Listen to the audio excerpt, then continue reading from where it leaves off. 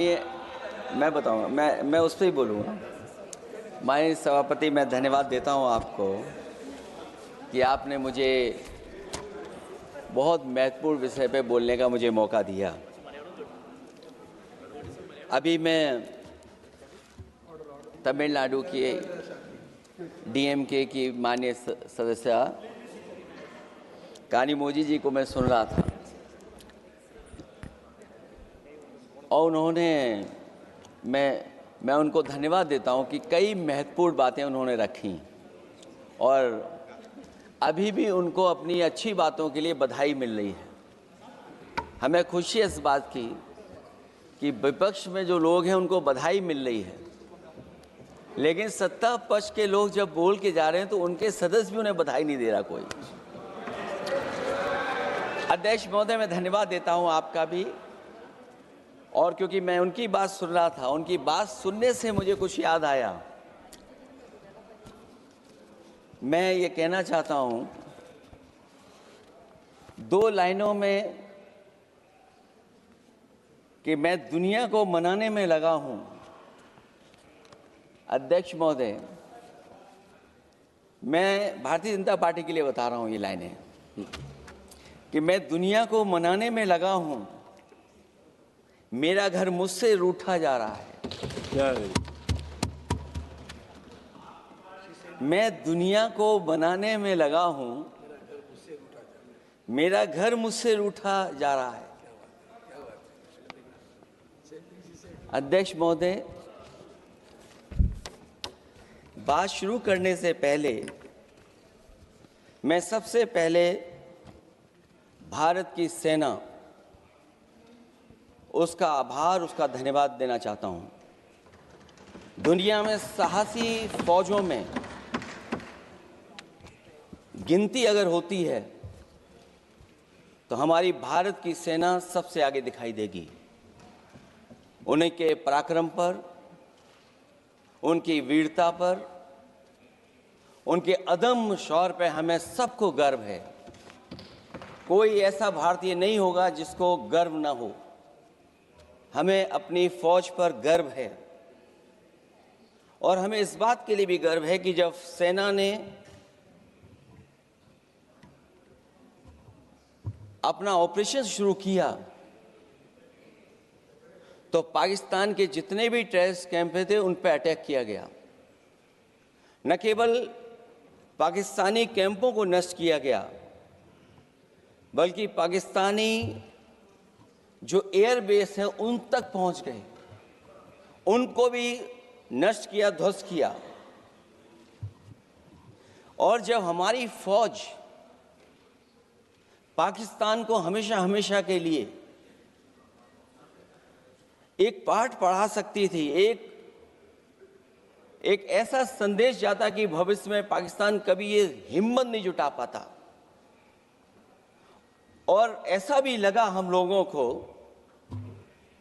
क्योंकि अध्यक्ष महोदय, जब हम बड़े बड़े राष्ट्रीय चैनलों को देखते हैं तो उन चैनलों से ये लग रहा था कि कराची हमारा हो गया है, लाहौर हमारा हो गया है। किसी चैनल ने किसी को ये भी बताया कि हमने उनको पकड़ भी लिया है। जो कमेंट्री, जो विजुअल्स थे, वो ऐसा लग रहा था कि अध्यक्ष महोदय अब पीओके हमारा हो जाएगा। हालांकि सरकार के इंजनों को मैं टकराता हुआ देखता हूं। हो सकता है ये मेरा भ्रम हो,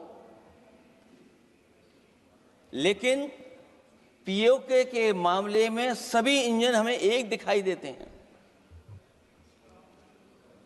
और जहां पीओके पे पहुंचने तक की बात थी, कुछ लोग तो पीओके पर ये कह रहे थे कि हमारा कब्जा हो जाएगा, 6 महीने का केवल हमें मौका मिल जाए। ये अफसर सरकार आखिरकार पीछे कैसे हट गई, और क्या कारण था कि सरकार को सीज फायर का ऐलान करना पड़ा? अध्यक्ष महोदय, हमें उम्मीद थी कि सरकार सीज फायर करेगी, सरकार ऐलान करेगी, लेकिन इनकी मित्रता बहुत है। बहुत गहरी मित्रता है और उसका परिणाम ये है कि इन्होंने अपने मित्र से ही कहा कि आप ही सीज फायर अनाउंस कर दीजिए, हमारी कोई ज़रूरत नहीं है, हम सीज फायर आपसे ही स्वीकार कर लेंगे। आखिरकार किस दबाव में ये सरकार स्वीकार कर रही है? वैसे तो अध्यक्ष महोदय, आज जिस विषय पर बोलने के लिए मैं खड़ा हुआ हूं, दरअसल वो विषय होना ही नहीं चाहिए था। ये दुर्भाग्यपूर्ण है कि आजादी के इतने साल बाद भी ऐसे मुद्दे बने हुए हैं। ये बात अध्यक्ष महोदय पक्ष विपक्ष की नहीं है, देश की सुरक्षा की है, जनता के जीवन और रक्षा की है। हम सब मिलकर के कोई ऐसी नीति रणनीति बनाते क्यों नहीं है जिससे सीमाएं हमेशा हमेशा शांत रहें। लेकिन पहलगांव की घटना ने साबित कर दिया है कि लापरवाही देशवासियों की जान ले सकती है। और अभी जब मैं सुन रहा था और बहुत ही उत्तेजित भाषा में जब जवाब मिल रहा था, उत्तेजित भाषा इसीलिए बोल रहे हैं कि जनता सम्मोहित हो जाए, जनता स्वीकार करने लगे। लेकिन सच्चाई ये नहीं है। आप कितना भी उत्तेजित बोलें, देश की जनता समझ रही है। ये सही है कि जनता के इमोशंस का लाभ आप उठा रहे हैं शासन करने के लिए। जनता का इमोशन का लाभ उठाती है सरकार। मुझे याद है कि जिस दिन पहलगाम हमला हुआ, उस दिन वहां का हर पर्यटक पूछ रहा था, जो पर्यटक पूछ रहे थे कि खतरों के बीच मेरी रक्षा करने वाला कोई वहां क्यों नहीं था। आखिरकार ये सबके मन में सवाल यही है कि जिस समय घटना हुई, आखिरकार उन्हें बचाने वाला कोई क्यों नहीं था। और जो सरकार ये दावा करती है, 370 के बाद ये कहा सरकार ने कि भविष्य में कोई आतंकवादी घटना नहीं होगी, वहां टूरिज्म बढ़ेगा। जितने लोग वहां गए वो सरकार के भरोसे पे गए थे,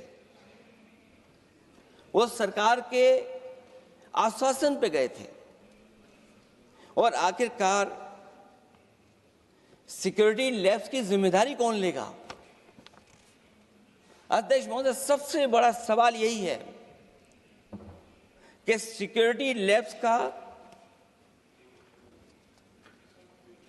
रिस्पॉन्सिबल कौन होगा, वो जिम्मेदारी कौन लेगा?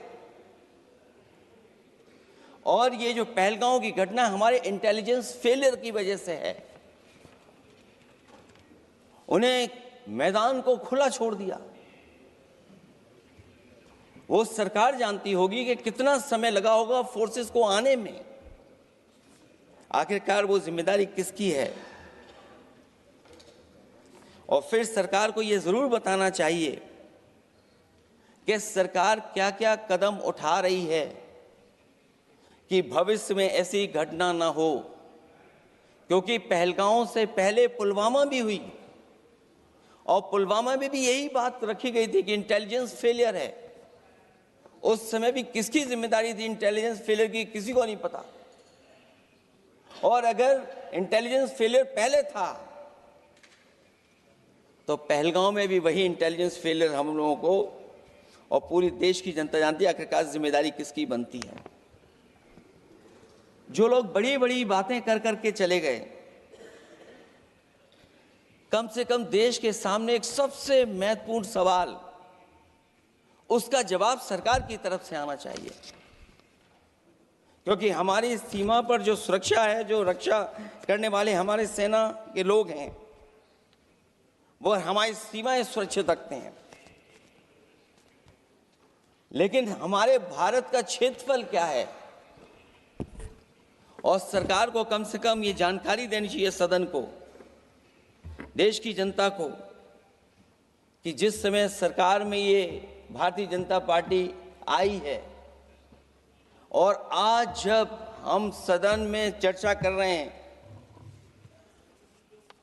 तो हमारे भारत का क्षेत्रफल क्या है, कम से कम क्षेत्रफल पता होना चाहिए। क्योंकि जब हम सवाल पूछते हैं, और जो सवाल पर्यटक पूछ रहे थे कि कुछ ऐसे लोगों को सरकार की ओर से चारों तरफ से चाक चौबंद सुरक्षा घेरा क्यों दिया जाता है, वो जो बाद में ठग साबित होते हैं, जो हमारी रक्षा क्यों नहीं की गई। पहलगाम के दूसरे दिन की जिस तरह की राजनीतिक कार्टून, क्योंकि जिस तरह का लाभ लेना चाहते हैं भारतीय जनता पार्टी के लोग, हम सब ने देखा कि पहलगाम के दूसरे दिन ही जिस तरह का राजनीतिक कार्टून भाजपा के ऑफिशियल हैंडल से पब्लिश किया गया और हमारे द्वारा घोर आपत्ति किए जाने पर हटाया गया, उसने साबित कर दिया कि भाजपा के लोग भी जानते हैं कि दुख की इस घड़ी में उन्होंने देश की भावनाओं के साथ बेहद शर्मनाक खिलवाड़ किया है। भाजपा बताए कि ऐसे संवेदनहीन लोगों के खिलाफ उन्होंने क्या कार्रवाई की है। ये अति गंभीर प्रश्न है कि जिन्होंने अपनों को खोया है उन पर दबाव डाल करके बयान भले बदलवा दिए जाएं, लेकिन भाजपा याद रखें, बयान बदलवाने से सच नहीं बदल जाता है। पहलगांव के शहीद सैनिक की पत्नी द्वारा देश हित में शांति और सौहार्द की अपील करने पर उनसे जिस तरह का दुर्व्यवहार और उपशब्द कहे गए, उससे हर महिला और सच्चा देश प्रेमी बहुत दुखी है, आहत और शर्मिंदा हुआ है।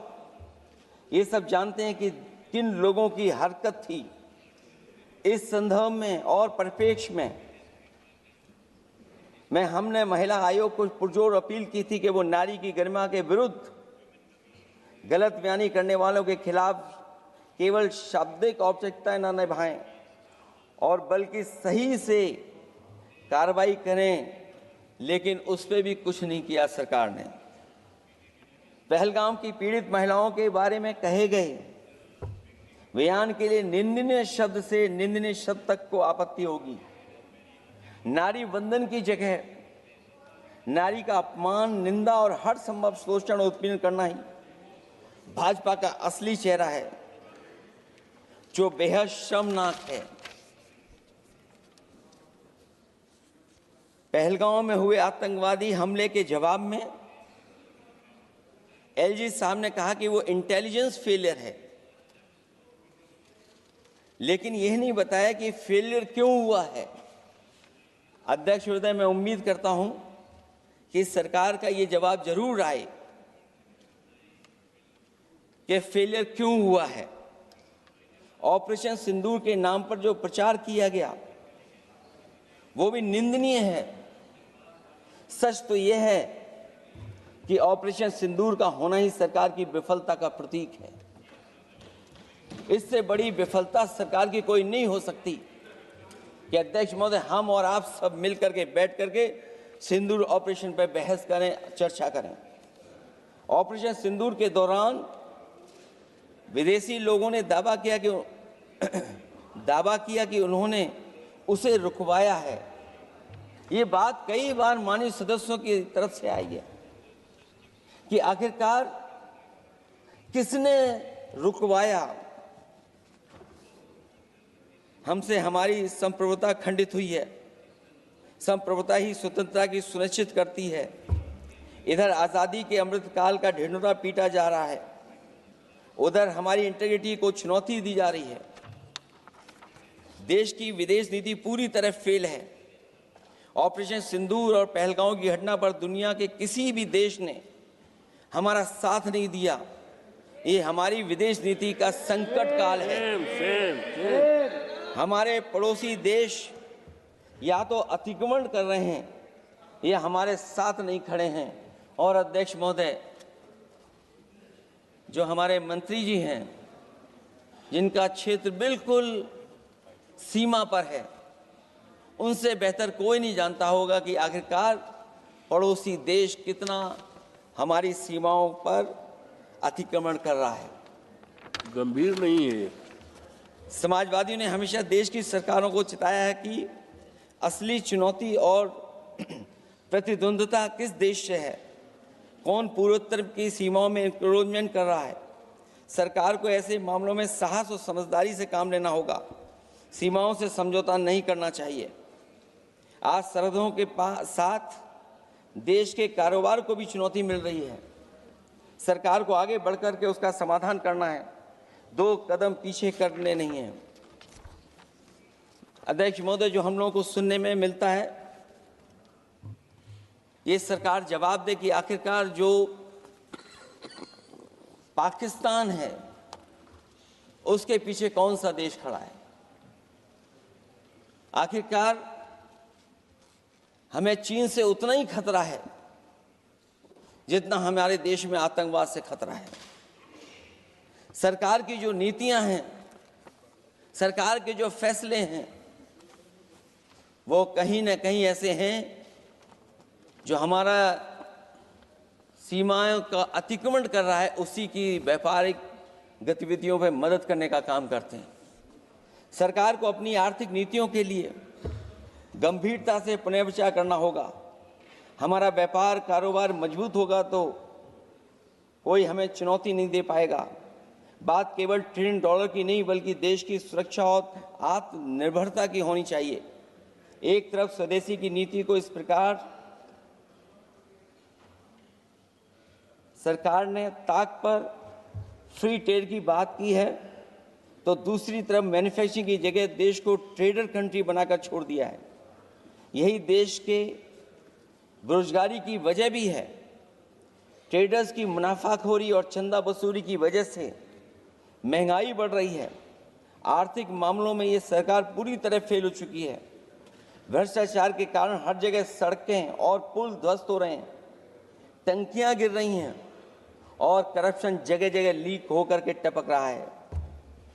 मैं ये ज़रूर कहना चाहूँगा इस समय पर कि कुल मिलाकर सरकार को अपनी राजनीतिक, आर्थिक और सामाजिक नीतियों के लिए एफआईआर जरूर करना चाहिए। सरकार को अपनी राजनीतिक, आर्थिक और सामाजिक नीतियों के लिए एफआईआर लाने की ज़रूरत है। वो हर बार ये कहकर नहीं बच सकती कि चूक हुई है, क्योंकि हर बार सरकार ये कोशिश करती है कि इन घटनाओं से बच जाएं हम, केवल चूक कहकर करके। केवल हमारी सीमाएं जो पाकिस्तान से जुड़ी हैं, वहाँ तो आतंकवाद का हमेशा खतरा ही रहता है, लेकिन जो दूसरी सीमाएं हमारे देश की जुड़ी हुई हैं, उनसे भी हमारे देश को लगातार खतरा बढ़ता चला रहा है। आज अपनी सीमा की स्थिति गलवान से पहले की स्थिति तक भी नहीं लौटी है। जो पहले स्थिति थी वहाँ ये सरकार नहीं पहुँच पाई है।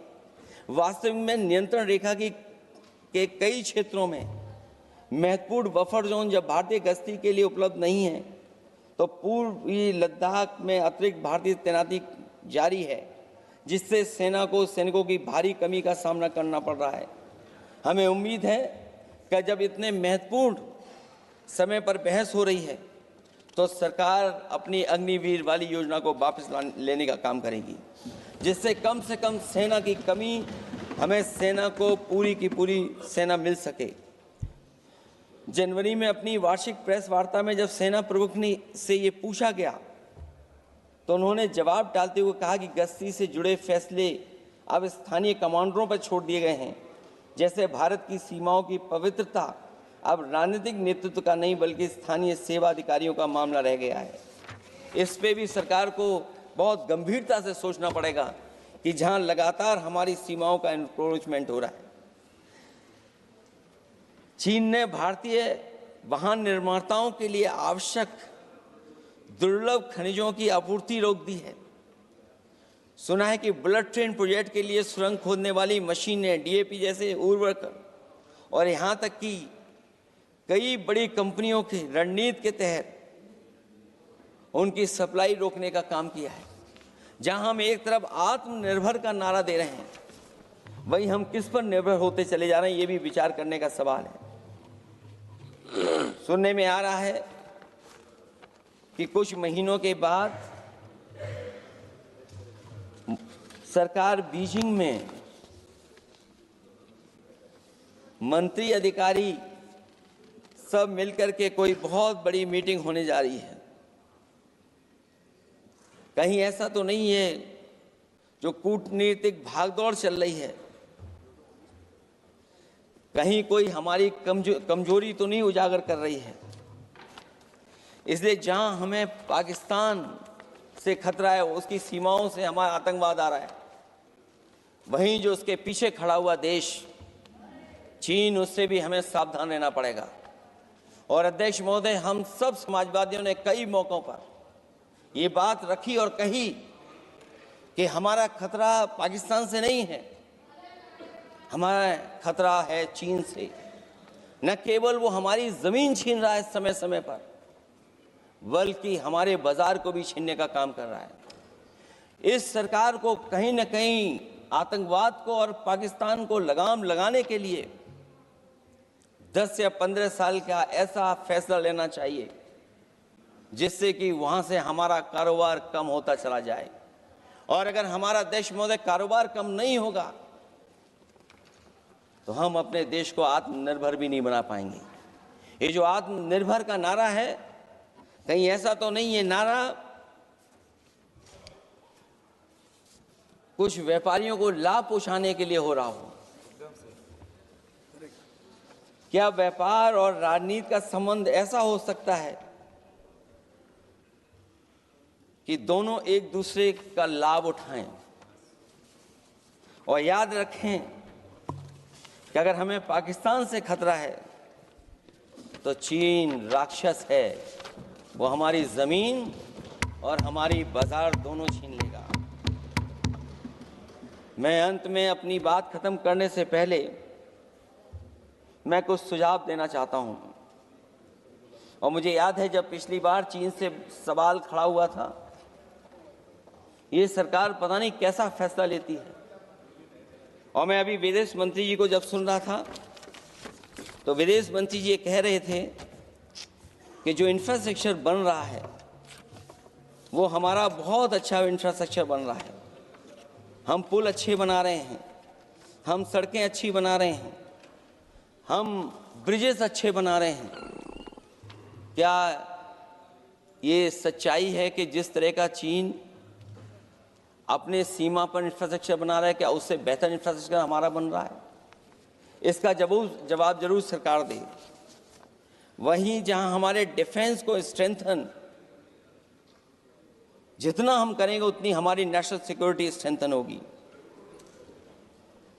ये जो बजट लगातार कम होता चला जा रहा है, इस बजट को बढ़ाना चाहिए और कम से कम जीडीपी का 3% बजट डिफेंस का होना चाहिए। और जो बजट डिफेंस का हो वो नॉन लैप्सेबल हो, मॉडर्नाइजेशन के लिए फंड हो जिससे कि लैप्स ना करे और हमारी रिसर्च एंड डेवलपमेंट लगातार चलता रहे।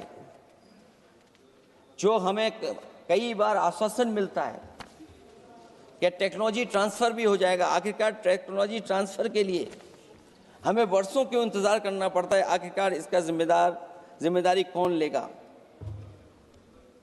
जो डिफेंस प्रोक्योरमेंट है हमारा, वो डिफेंस प्रोक्योरमेंट आखिरकार क्यों नहीं होता है? जहां सरकार समय समय पर डिफेंस एक्सपो के नाम पर न केवल भारत बल्कि दुनिया से ये कहती है कि हमारे यहाँ इन्वेस्टमेंट करें। आखिरकार डिफेंस एक्सपो के इन्वेस्टमेंट के कार्यक्रम के बाद कितना डिफेंस सेक्टर में इन्वेस्टमेंट आया है? और साथ ही साथ जब आत्मनिर्भर की बात हो तो हमारे देश की अपनी रक्षा करने के लिए हमारे अपने लोग क्यों नहीं तैयार हो रहे हैं? यह सरकार इतना क्यों नहीं जोखिम उठा रही कि हम खुद तैयार हों उन चीज़ों को बनाने के लिए। इसलिए मैं एक बार फिर ये कहता हूं कि जहां पर सेना ने बहुत बहादुरी के साथ अपने पराक्रम के साथ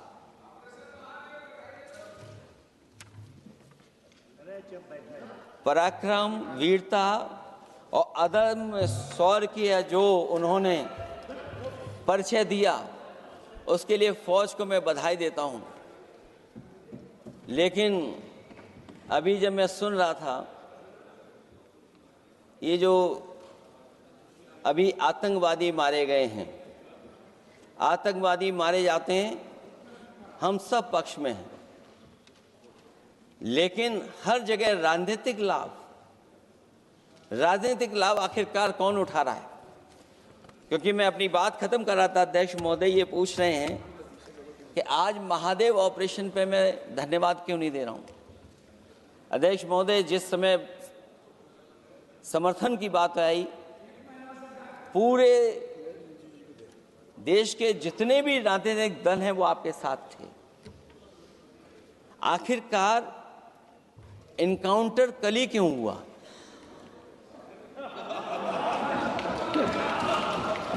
और अध्यक्ष महोदय, फिर वही बात मैं दोहराऊं जिसकी वजह से पहलगांव हुआ, जिसकी वजह से पुलवामा हुआ। अगर ये इतना ही टेक्नोलॉजी और इन सब चीजों को समझते हैं और जानते हैं, इतना ही टेक्नोलॉजी और इन चीजों को सब समझते हैं, तो आखिरकार अध्यक्ष महोदय, पुलवामा में जो गाड़ी में RDX आया, वो गाड़ी आज तक क्यों नहीं पकड़ी गई? और शायद भारतीय जनता पार्टी के लोग ये जानते होंगे कि बहुत सारे विभाग सरकार के होते हैं, सैटेलाइट इमेजेस देते हैं। अगर आज भी भारतीय जनता पार्टी चाहे तो पुलवामा में जो गाड़ी आई है, सैटेलाइट इमेजेस से वो पता कर सकती है कि वो किस रास्ते से वो गाड़ी आई थी। आप हिम्मत क्यों नहीं जुटा पा रहे हैं उसके लिए? और फिर पहलगांव में किसी भी दल ने आपके साथ किसी तरह की राजनीतिक बातचीत नहीं की, लेकिन राजनीतिक लाभ आपने कांग्रेस पार्टी से भी उठाने की कोशिश की, हमारे से भी उठाने की कोशिश की। अगर डेलीगेशन भेजना ही था आपको, तो पॉलिटिकल पार्टीज तय करती हैं, आप नहीं तय कर सकते। ये राजनीति कौन कर रहा है? और फिर अध्यक्ष महोदय, राजनीति करने वाले वो लोग जो अपने चुनावी भाषण में कह रहे थे कि POK हम 6 महीने में ले लेंगे, हम अक्साई चिन्ह ले लेंगे। इसीलिए मैंने सवाल पूछा अध्यक्ष महोदय सरकार से कि जिस समय सरकार में भारतीय जनता पार्टी आई, उस समय भारत का क्षेत्रफल क्या था और भारत का क्षेत्रफल आज क्या है? क्या 5 फिंगर्स, पेंगोंग लेक, गलवान घाटी, रजांगला, उसका जवाब किसके पास है? सरकार के पास है क्या कि नहीं है? और मैं आज अध्यक्ष महोदय कहता हूं, हम वॉर के खिलाफ हैं, हम वॉर नहीं चाहते हैं, लेकिन सीमा पर शांति रहे, हमारा कोई इंक्रोचमेंट नहीं करे। झगड़ा मैं आज भी कहता हूं, ये लड़ाई आपको, जो लड़ाई हुई है वो पाकिस्तान से आप नहीं लड़े हैं। अध्यक्ष महोदय, आप कितना भी छिपना चाहोगे, छिपाना चाहोगे, कोई भी स्वीकार नहीं करेगा। ये जो लड़ाई लड़ी गई है, ये आपको चीन से लड़नी पड़ी थी। और जो समय आप बताते हैं कि इस समय से इस समय तक हमारी एयरफोर्स और हमारे लोगों ने हमला किया, टेररिस्ट लोगों के तमाम सेंटर्स को खत्म किया है, तो हमारे मन में भी एक इच्छा आती है कि हमारे सबसे बेहतरीन एयरक्राफ्ट जो नींबू और मिर्च लगा करके जिनकी पूजा की गई थी, वो कितने उड़े थे? हम और सवाल नहीं पूछना चाहते हैं हम आपसे। मैं केवल इतना पूछना चाहता हूं कि जिन एयरक्राफ्टों को नींबू और मिर्च लगाकर के पूजा की गई थी, वो एयरक्राफ्ट कितने उड़े थे? हमें अपनी पूरी एयरफोर्स पे गर्व है। इतने बेहतरीन पायलट किसी के पास नहीं है जितने बेहतरीन पायलट हमारे पास हैं। और हम समाजवादी वो लोग हैं जिन्होंने ऐसा इंफ्रास्ट्रक्चर सड़कों का बनाया था कि अगर कभी इमरजेंसी हो तो आपका एयरक्राफ्ट वहां पर उतर जाएगा। और देश में पहली बार सुकोई, मिराज और हरकुलस अगर किसी ने सड़क पर उतारे थे तो वो समाजवादी पार्टी और हम लोगों ने सड़क पर उतारने का काम किया था। सही बात। और दूसरा, अध्यक्ष महोदय, मैं और जानकारी देना चाहता हूं। आपके देश के प्रधानमंत्री जी हमारे देश के नहीं, हमारे भी प्रधानमंत्री हैं, हमारे हैं बात खत्म हो रहा है। अध्यक्ष महोदय, मैं फिर बोलता हूं। अध्यक्ष महोदय, मैं तो आपको बहुत अच्छा मान रहा था कि आप ही मुझे बुलवा के गए थे। मैं फिर बोलता हूं, देखिए प्रधानमंत्री जी की लाइनें हैं ये वाली, मैं दुनिया को मनाने में लगा हूं, मेरा घर मुझसे रूठा जा रहा है। आखिरकार कौन रूठा हुआ है? इस देश में जो हमने देखा इतने दिनों में, प्रधानमंत्री जी डिफेंस मिनिस्टर का भी रोल प्ले कर रहे थे। इसलिए जिस सड़क पर हमारे देश के प्रधानमंत्री जी हरकुलस विमान से उतरे थे, वो हाईवे किसी ने डिजाइन किया था? तो समाजवादी लोगों ने डिजाइन किया था। यूपी में तो डिजाइन हो गया एक और, लेकिन देश में क्यों नहीं ऐसी सड़कें बन रही जहां पर इमरजेंसी के समय पर एयरफोर्स इसको इस्तेमाल कर सके?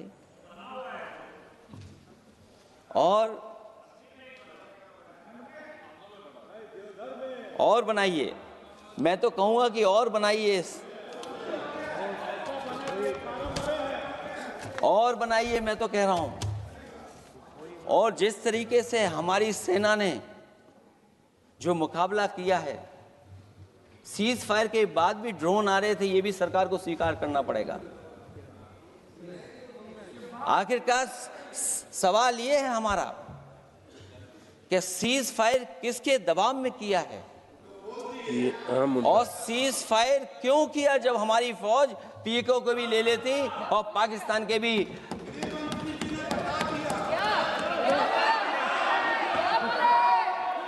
अध्यक्ष महोदय, सीज फायर आपके मंत्री जी ने नहीं किया, सीज फायर आपके मंत्री जी की तरफ से नहीं आया, क्योंकि हमारे मंत्री जी वो सोशल मीडिया को देखते नहीं हैं। सबसे पहले सोशल मीडिया पे बात आई थी, आपको 1 घंटे बाद किसी ने पढ़ के बताया होगा। इसलिए अध्यक्ष महोदय, मैं केवल इतना कहना चाहता हूं अपनी बात खत्म करते हुए, आखिरकार इंटेलिजेंस फेलियर की जिम्मेदारी किसकी है? हमारे भारत का क्षेत्रफल कितना 2014 में था और आज क्षेत्रफल क्या है? और लगातार इनकी सरकार में आतंकवादी घटनाएं क्यों हो रही हैं? और हमारे देश को खतरा पाकिस्तान से तो है ही है, लेकिन उससे ज्यादा खतरा हमारा चीन से है। आखिरकार चीन से मुकाबले के लिए आपकी तैयारी क्या है? मुझे उम्मीद है कि जब सिंदूर ऑपरेशन पर सरकार की तरफ से जवाब आए तो इन सवालों का जवाब आए। बहुत बहुत धन्यवाद आपका। छोटा सा क्लैरिफिकेशन, अखिलेश जी ने बोला, मैं उसका भाषण पे नहीं जा रहा हूँ, एक करेक्शन करना बहुत ज़रूरी है, नहीं तो वो रिकॉर्ड में चले जाएंगे, फिर बाद में सही नहीं होगा। इन्होंने अपना बात रखते समय कहा कि जिस प्रदेश से मैं आता हूँ वहाँ कितने अंदर चीन घुस करके कब्जा करके बैठे हैं। तो मैं बहुत रिकॉर्ड बहुत साफ करना चाहता हूँ। 1962 में जब चीन आक्रमण हुआ 10 अक्टूबर को, मेरे गांव से होते हुए 1 महीने 10 दिन असम के मिसामारी तक पहुंचे चीन के आर्मी। फिर वहाँ 21 नवंबर को सीज फायर करके वो पूरे के पूरे वापस विड्रॉ करके चले गए। जो जगह चीन ऑक्युपाई करके रखा है असाफिला साइट में लोंजू, वो 1959 में जब हमारा वहाँ असम राइफल का कैंप था 1959 में कैप्चर किया, और उसके अतिरिक्त थोड़ा सा और एक्स्ट्रा जो लिया वो 1962 में कंप्लीट विड्रॉल नहीं। उसके बाद 1962 के बाद वहाँ मैकमोहन लाइन जमीनी पे रेखा नहीं, इसको LAC कहा जाता है, line of actual control. 1 inch, कई सरकार आए हैं 1962 के बाद अरुणाचल प्रदेश में 1 इंच चाइना ने एक्स्ट्रा ना अंदर घुसा है ना जमीन लिया है। ये रिकॉर्ड क्लियर होना चाहिए। ओके, श्रीमती इतफल एक बात बता दीजिए। श्रीमती प्रियंका गांधी वाड्रा।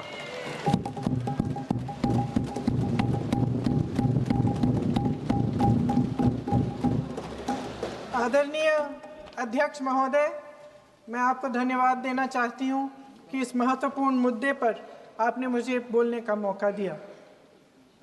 ये अलग बात है कि सत्ता पक्ष के लोग सब मेरे बोलने से पहले ही भाग गए। आइए आइए, आपको देख के मैं खुश थी कि आप वापस आ गए। सबसे पहले मैं उन सैनिकों, उन जवानों, उन अफसरों को नमन करना चाहती हूँ जो हमारे देश के रेगिस्तानों में, हमारे देश के घने जंगलों में, बर्फीले पहाड़ियों पे हमारी देश की रक्षा करते हैं, जो हर पल देश के लिए अपनी जान देने के लिए तैयार रहते हैं। 1948 से लेकर अब तक, जब से पाकिस्तानी रेडर्स ने कश्मीर पे हमला किया, तब से लेकर अब तक हमारी देश की अखंडता की रक्षा करने में उनका बड़ा योगदान है। हमारी आज़ादी अहिंसा के आंदोलन से हासिल हुई, लेकिन जैसे मैंने कहा, उसको कायम रखने के लिए हमारी सेना का बहुत बड़ा योगदान है। अध्यक्ष महोदय, कल मैं सदन में बैठी हुई सबके भाषण सुन रही थी। आदरणीय रक्षा मंत्री महोदय ने बोला, सत्ता पक्ष के कई मंत्रियों ने बोला। 1 घंटे का रक्षा मंत्री जी का लंबा भाषण था। सुनते सुनते एक बात मुझे बहुत खटक रही थी। उसके बाद जब दूसरे भाषण भी सुने आपके सत्ता पक्ष के, तब भी ये बात बार बार मेरे मन में आ रही थी कि सारी बातें कर ली, ऑपरेशन सिंदूर की बात कर ली, आतंकवाद की बात कर ली, देश की रक्षा की बात कर ली, इतिहास का पाठ भी पढ़ा दिया, लेकिन एक बात छूट गई। उस दिन 22 अप्रैल 2025 को जब 26 देशवासियों को अपने परिवार के सदस्यों के सामने खुलेआम मारा गया, तो ये हमला कैसे हुआ, क्यों हुआ?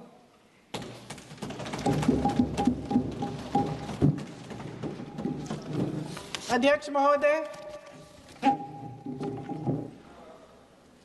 ये लोग बैसारन वैली में, पहलगाम के पास कश्मीर में क्या कर रहे थे? आजकल पब्लिसिटी का दौर है, प्रचार का ज़माना है। कुछ समय से हमारी सरकार ये प्रचार कर रही थी कि कश्मीर में आतंकवाद ख़त्म हो गया है, कि कश्मीर में शांति है, अमन चैन है। प्रधानमंत्री जी ने खूब भाषण दिए, देशवासियों को कहा कि चलिए कश्मीर चलिए, सैर करिए। कई बार मैंने ये भी देखा मीडिया पर, टीवी पर, कि कश्मीर जाइए, ज़मीन खरीदिए, अब वहाँ अमन चैन है, शांति का वातावरण है। इसी बीच शुभम द्विवेदी, एक कानपुर के नौजवान, और उनके पूरे परिवार ने तय किया कि वो कश्मीर जाएंगे। शुभम द्विवेदी की 6 महीने पहले शादी हुई थी। उसकी पत्नी ने